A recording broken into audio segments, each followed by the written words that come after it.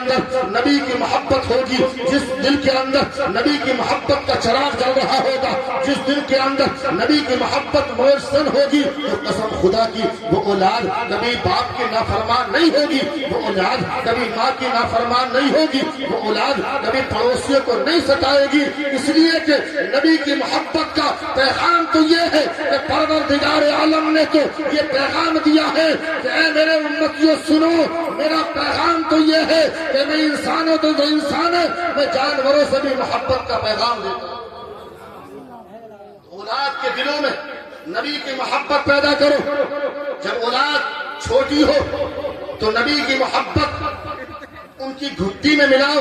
آج ماشاءاللہ یہ چھوٹے چھوٹے بچے یہاں پر جلسے میں بیٹھے ہوئے ہیں، قسم خدا کی اللہ کے پیارے حبیب علیہ السلام جب مسجد نبوی میں وعظ فرماتے تھے نا تو صحابہ کرام تنہا نہیں آتے تھے، بلکہ اپنے چھوٹے چھوٹے بچوں کو لے کر نبی کی بارگاہ میں آتے تھے۔ نبی واعظ و نصیحت فرماتے، صحابہ کے آگے چھوٹے چھوٹے بچے بیٹھے رہتے، انہی بچوں میں سے ایک بچہ ہے تاریخ کے اندر آتا ہے جس کا نام ہے عمیر بن سعد۔ چھوٹا سا بچہ عمیر بن سعد، باپ کا انتقال ہو گیا، ایک دن چچا کو دیکھا، چچا کا نام ہے جلاس بن سبید، چچا گھر سے نکلا، بچے نے پوچھا چچا جان آپ کہاں جا رہے ہو؟ چچا نے کہا میں نبی کی بارگاہ میں جا رہا ہوں۔ بچے نے کہا چچا جان وہاں تو میں نے سنا ہے بچے بھی جاتے ہیں۔ چچا نے کہا ہاں ہاں بچے بھی جاتے ہیں۔ بچے نے کہا چچا مجھ کو بھی لے چلو۔ بچے نے چچا کی انگلی پکڑی ہے اور نبی کی بارگاہ میں جاتا ہے۔ اللہ اکبر، نبی کی بارگاہ میں گیا، بچے نے نبی کی باتیں سنی ہے، دل میں اثر کرنے لگی ہے۔ دوسرے دن چچا کے جانے کا ٹائم ہوا، بچے نے کہا امی جان مجھ کو تیار کر دو۔ پھر بچہ تیار ہو گیا ہے، پھر چچا کے ساتھ جا رہا ہے۔ ایک دن جاتا ہے، دو دن جاتا ہے، تین دن جاتا ہے، چار دن جاتا ہے۔ چند دن جب جا چکا نا تو ایک دن پھر وہی وقت آ گیا ہے کہ نبی کی محفل کا ٹائم ہو گیا ہے۔ اللہ اکبر، اب بچے نے دیکھا آج چچا گھر پر موجود نہیں ہے، آج چچا یہاں پر موجود نہیں ہے۔ قسم خدا کی یار تاریخ کے اندر آتا ہے وہ بچہ جو 4-5 سال کا بچہ ہے، دل میں نبی کی محبت گھر کر گئی ہے۔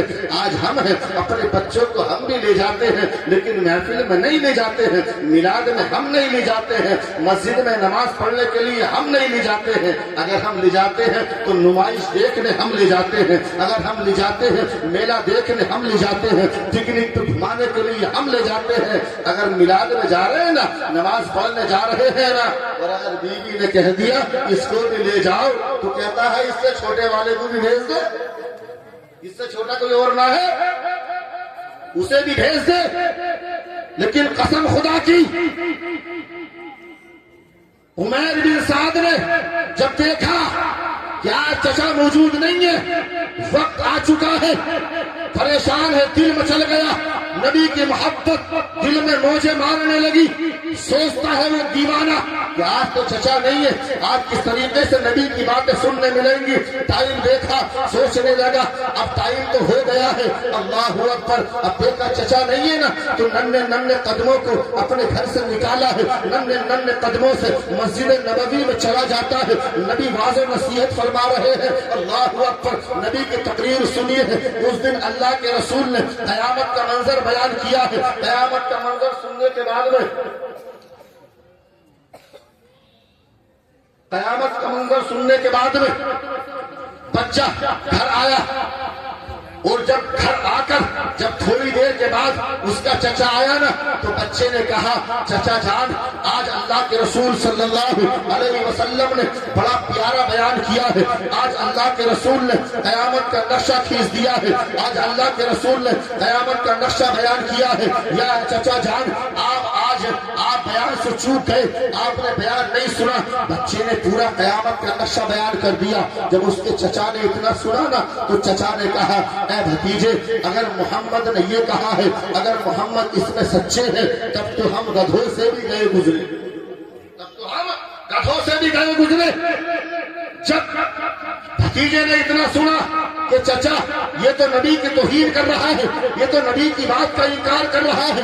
بچے کا دل مچل گیا، بچے نے تلے سے اوپر تک دیکھا، سوچنے لگا یہ میرا چچا یہ تو نبی کے پیچھے نماز بھی پڑھتا ہے، روز نبی کی بارگاہ میں مجھے بھی لے جاتا ہے، یہ تو نبی کا کلمہ بھی پڑھتا ہے، لیکن یہ تو نبی کی مخالفت کر رہا ہے۔ جب اتنا سنا تو اس نے کہا چچا جان آپ کیا کہہ رہے ہیں؟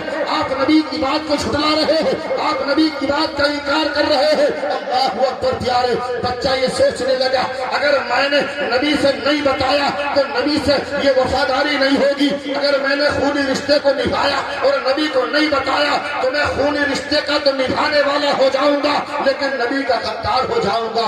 سوچنے لگا ہے، چچا سے کہتا ہے چچا میں تمہاری نبی سے شکایت کروں گا۔ چچا نے کہا جا جا شکایت کر دینا، تو بچہ ہے بچہ، تیری بات کون مانے گا؟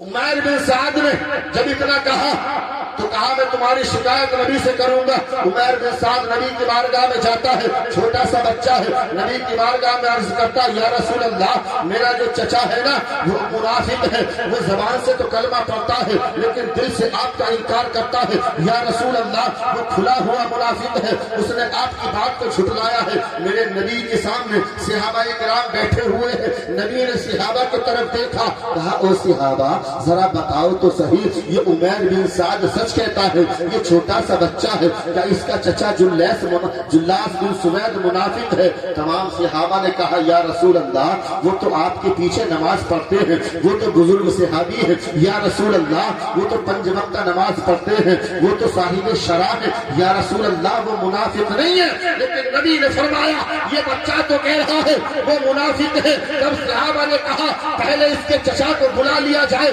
چچا کے سامنے بچے سے گواہی دلوائی جائے۔ بچے نے کہا یا رسول اللہ میں چچا کے سامنے گواہی دینے کے لیے تیار ہوں۔ نبی نے اس کے چچا کو بلایا، ایک طرف چچا کھڑا ہے، ایک طرف سعد بن عمیر، ایک طرف عمیر بن سعد ہے۔ اللہ اکبر، نبی نے فرمایا بتاؤ عمیر، بتاؤ سعد بن بتاؤ عمیر بن سعد تم کیا کہتے ہو؟ بچہ کہتا ہے یا رسول اللہ میرا یہ چچا منافق ہے، یہ آپ کو برا کہہ رہا ہے، یہ آپ کی بات کا انکار کر رہا ہے۔ ادھر نبی نے جلاس بن سوید کی طرف کو دیکھا تو جلاس بن سوید قسمیں کھانے لگا، کہنے لگا یا رسول اللہ میں قسم کھا کر کہتا ہوں میرے دل میں ایمان ہے، یا رسول اللہ میں پکا مومن ہوں، میں منافق نہیں ہوں، قسم خدا کی ابھی قریب تھا کہ نبی کوئی فیصلہ فرما دیتے۔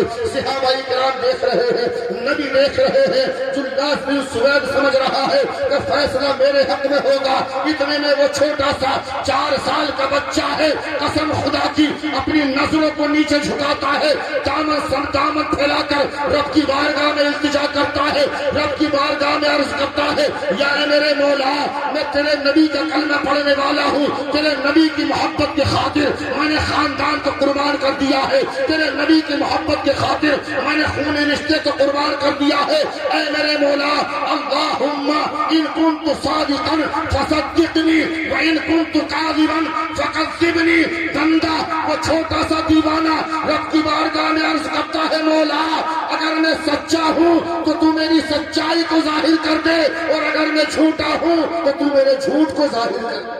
نعرہ تکبیر، نعرہ رسالت، مسلک اعلیٰ حضرت مفتی مظفر حسین صاحب قبلہ، شاہ اسلام عثمان رضا صاحب قبلہ، نعرہ تکبیر، نعرہ رسالت۔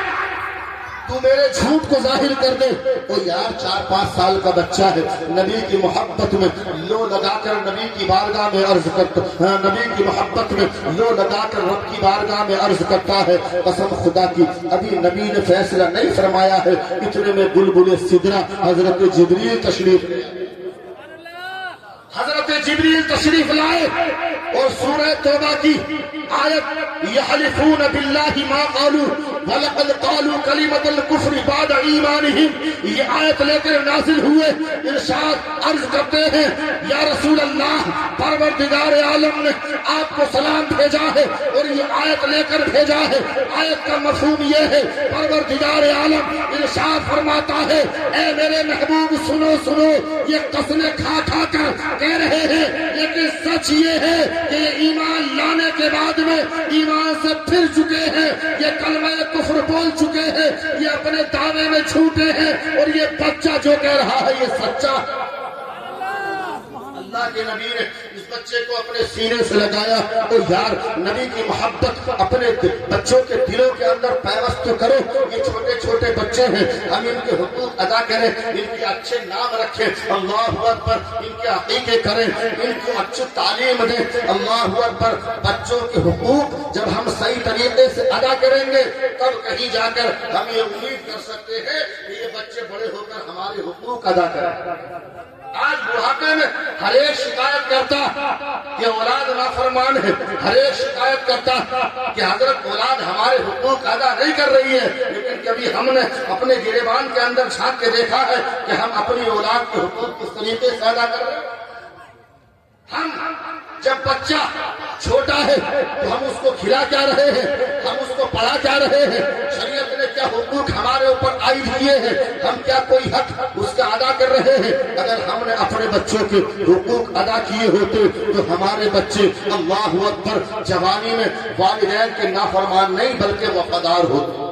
آج ماشاءاللہ ناظم صاحب نے اس مبارک موقع پر کہ جس مبارک موقع پر وہ نبی کریم صلی اللہ تعالیٰ علیہ وسلم کے روزے کی زیارت کرنے کے لیے جا رہے ہیں، انہوں نے اسی موقع پر اپنے بچوں کے حقوق میں سے ایک حق جو عقیقہ ہے اس کو ادا کرنے کا اہتمام کیا۔ ماشاءاللہ وہ بچوں کا حق ادا کر کے جا رہے ہیں، اور پھر جب نبی کی بارگاہ میں جا کر جب نبی کی جالی کو دیکھ کر جب رب کی بارگاہ میں دعا کریں گے، اے میرے مولا میں تیرے محبوب کی بارگاہ میں آیا ہوں، میں تیرے محبوب کی سنت ادا کر کے آیا ہوں، اے میرے مولا اپنے محبوب کے صدقے سے، اے میرے مولا اس محبوب کے وسیلے سے میرے بچوں کو دنیا میں بھی کامیابی عطا فرما اور آخرت میں بھی کامیابی عطا فرما۔ تو وہ دعا باب اجابت سے ٹکرائے گی اور ان کی اولاد دنیا میں بھی وفادار اور کامیاب ہوگی اور آخرت میں بھی انشاءاللہ کامیاب ہوگی۔ اس لیے کہ اس روزے پر اس نبی کی بارگاہ میں جب جو دعا کی جاتی ہے نا تو انشاءاللہ وہ باب اجابت سے ٹکراتی ہے۔ اس نبی کی بارگاہ میں ایک مرتبہ بلند آواز سے درود پاک پڑھے، اللہ رب محمد صلی اللہ علیہ وسلم نحن عباد محمد صلی اللہ علیہ وسلم صلاۃ و سلام علیک یا رسول اللہ۔ درود پاک پڑھنا یہ نبی کی نعت پڑھنا ہے، نعت پڑھنا۔ حضرت شیخ سعدی رحمت اللہ تعالی علیہ نے ایک دن قلم اٹھایا اور نبی کی نعت لکھنے بیٹھے۔ شیخ سعدی نے بہت